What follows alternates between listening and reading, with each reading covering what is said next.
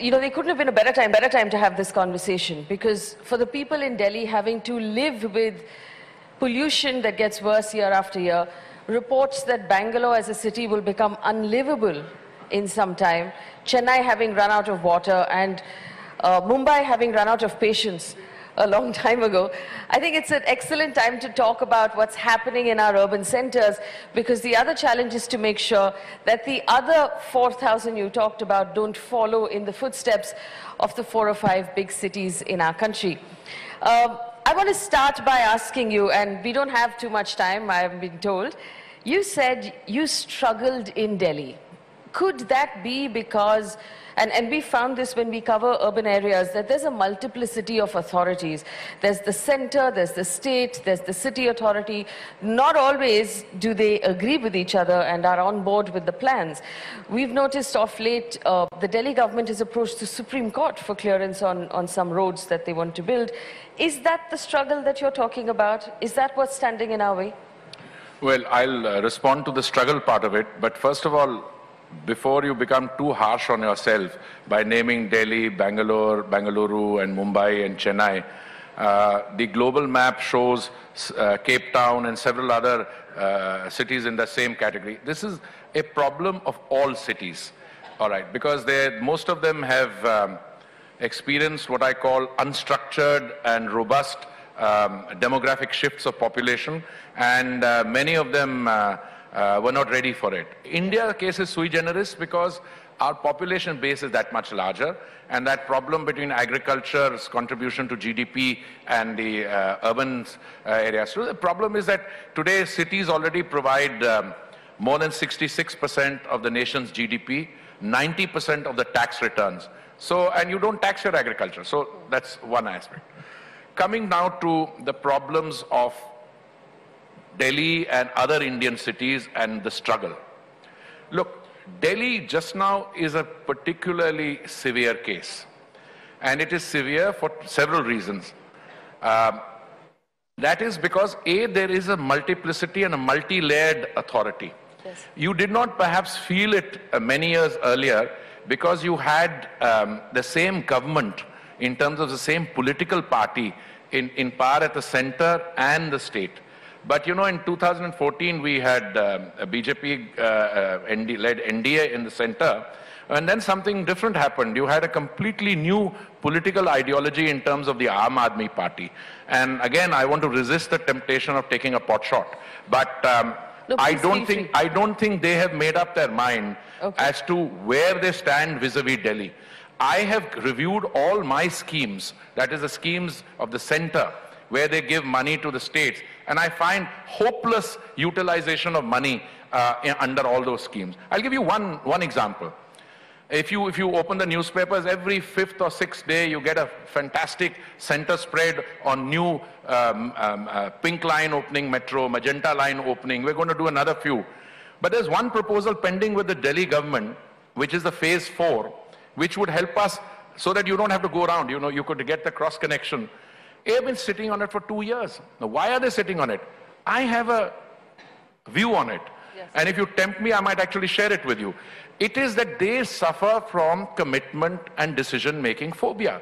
What they do is, when I became a minister 6 months ago, I had a chat with Mr. Kejriwal, who came and had lunch with me the other day. And I asked him, he said, no, sir, I did not know about this. I will give you the approval in 2 weeks, or in 2 days, then 2 weeks. It's 6 months now. Now I read a statement by one of his ministers who says that we are in the process of conducting an audit. When he and I were inaugurating one of the metro lines, he said in a public platform like this that actually our figures show that some routes are not viable, to which my response was, why don't you and I get our officers to sit together and see if their calculations are right or my calculations are right. If one of them has made a mistake, they will accept the other. Now I'm hearing that, so they don't take decisions. They play political football with the decision. You don't need to go to the Supreme Court for 3051. Statutory making power rests with the government. I have already taken a decision to amend the master plan of Delhi. The DDA has the authority to amend the master plan. It has. But if it changes the character of the master plan, they have to come to me, to the ministry. But I have the power to do that. The Delhi master plan has already been amended 248 times. Now, Delhi is receiving an onslaught of people. There are people coming. Now, if you don't revise the master plan, you're going to get more and more unauthorized structures. We wanted to deal with the unauthorized colonies, regularize them or give them facilities. In June 2017, the Kejriwal government makes a statement, gives a letter and an affidavit saying that we need 2 more years in order to be able to, find out what to do about unauthorized colony. Transport, I mentioned metro. Delhi Transport, the Delhi Transport Undertaking or Delhi Transport Corporation has a sanction of 11,000 buses. We are 7,000 buses short. And the remaining 4,000 are barely in a position to ply. They're short of spare parts.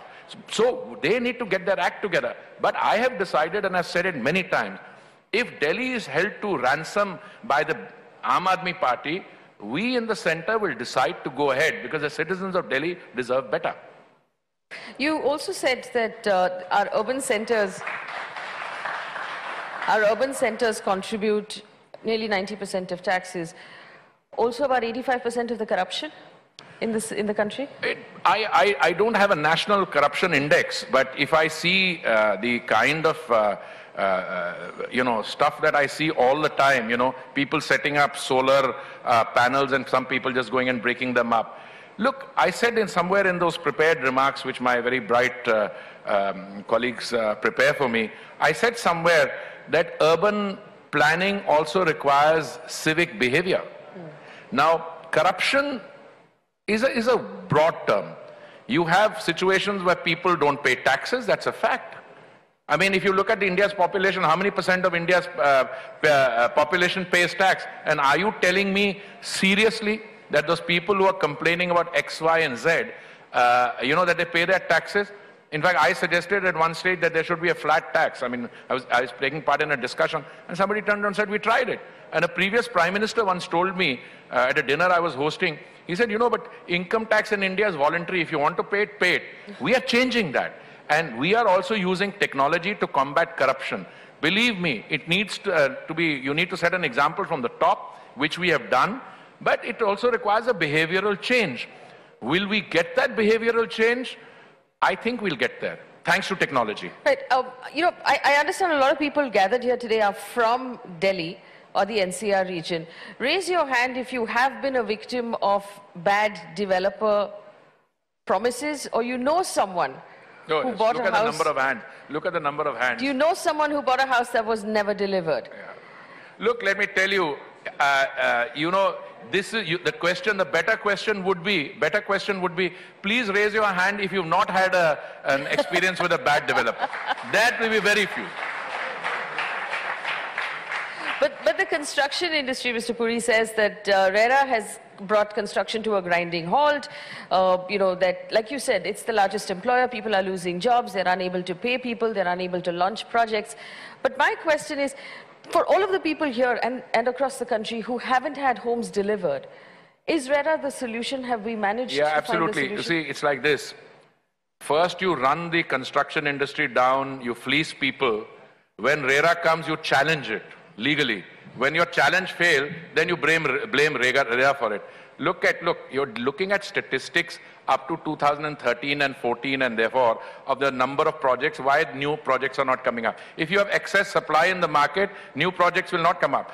I think the Indian situation is a classic mismatch of demand and supply. You have a situation where there are 11 million homes which are lying vacant, which can't be rented because your rental laws are not good. If you allow the rental law to follow a contract between the landlord and the tenant, you'll solve that problem. And who says construction is not taking place? Construction is taking place, but some of the unscrupulous builders are going to fall by the wayside, and some of the more organized people, there will be acquisitions and mergers. So I don't think that's fair. Are you happy with how RERA is going? Because a lot of states don't have it ready. The website is not Again, I knew that was going to be asked, so I called my staff officer before that. I said, I want the figures. 29 states, 27 have adopted RERA. So the figures are not correct. Number two, RERA does something which you must all remember, anyone starts a new project, 70% of the money that you get from that project has to be put into an escrow account, and it can be used only for that construction, that project. Why was it going wrong earlier? People were collecting money from you and me, forgetting about the project, going and investing that money in land banks, and that land banks, when the value of land fell, they went broke. Now the situation is quite simple. Thanks to RERA, thanks to the discussion we are having, you and I, when we go to buy our first home, are not going to fall for this one. We look at the contract, plus there is somewhere you can go to for enforcement. So, I mean, a country like India, $2.5 trillion economy, and gets a regulator in the real estate sector after 70 years. You must be kidding. Anyone who suggests that RERA is the problem needs to have something in his anatomy checked. I don't know which part. But you're very right, because mutual funds, the minimum investment in a mutual fund is 500 rupees a month. And mutual funds are heavily regulated by SEBI. And people part with more than their life savings and then some when they buy a home with absolutely no regulation. Have you ever heard of any other country in the world where somebody puts money down for a home project and then doesn't get the home delivered for 10 years or 15 years or something like that? They're completely crazy. I mean, it was a completely law of the jungle. And those guys then buy respectability through our social and political system. And you and I give them awards. I mean, I'm a little careful now. I mean, you know, I mean, a lot of guys who are respectable, if you look at the kind of NPAs that they have generated, these are frauds. They have collected other people's money and they are then parading themselves as, you know, champions of industry. Give me a break. Well, I do want to ask you this. If and when the government finishes its target of 11 million homes, RERA is in place, all of the other plans that you have are in place, will the price of real estate then become affordable at all levels? It's already correcting. It's already correcting. So is that the government's aim, to bring down the price of real estate? Government is not in the business of regulating price or things. Let me come back to a very simple thing. I mentioned to you, I lived 5 years in New York. I was permanent representative to the UN, and I lived several years thereafter because I have family, and you know, I was heading as Secretary General of an independent commission. Do you know something? I was appalled. Real estate in Manhattan, Midtown Manhattan, where I live, is more reasonably priced than Delhi. There's got to be something seriously wrong with that. And Paris. And Paris and London and wherever. Yeah. Secondly, let's come to the basic point in all this.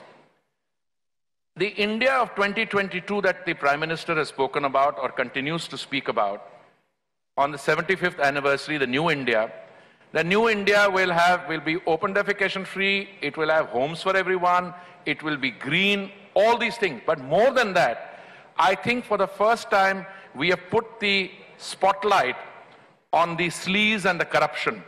And those who, it's a difficult change for them. They will go on attacking the policy reform, they will go on trying to vitiate the narrative, create a false narrative, but it's not going to succeed. Forgive me for interrupting you, but I have 1 minute and 30 seconds, and I want to get this question in. When we talk about busting corruption, and I love the language you're using, so much of it is in government, on the local level, in all of our corporations, in you know, in the BMC, in the BBMP, in all of these guys who are giving clearances. How will you break that? I will tell you how. I will tell you how.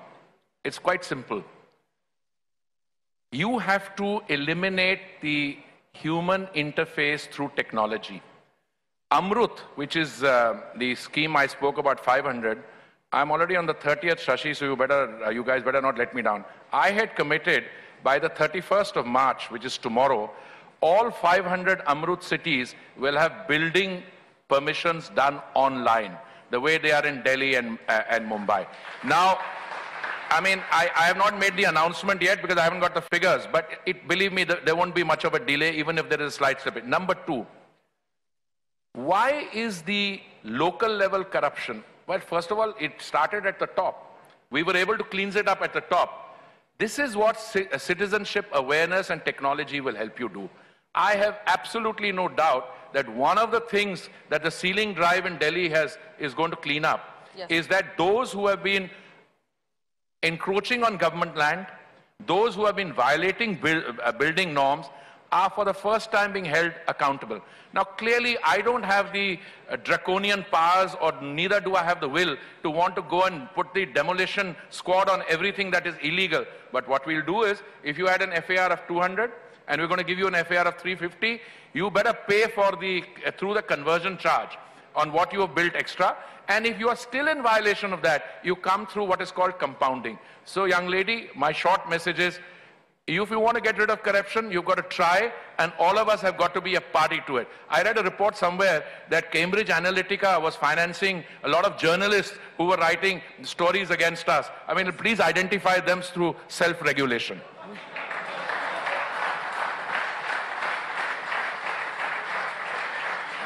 Well, I was told by your team that you're very efficient. You come into the office bang at 8:30 every day, and you... 8:30 in the morning. 8:30 in the morning. Yeah, and I leave.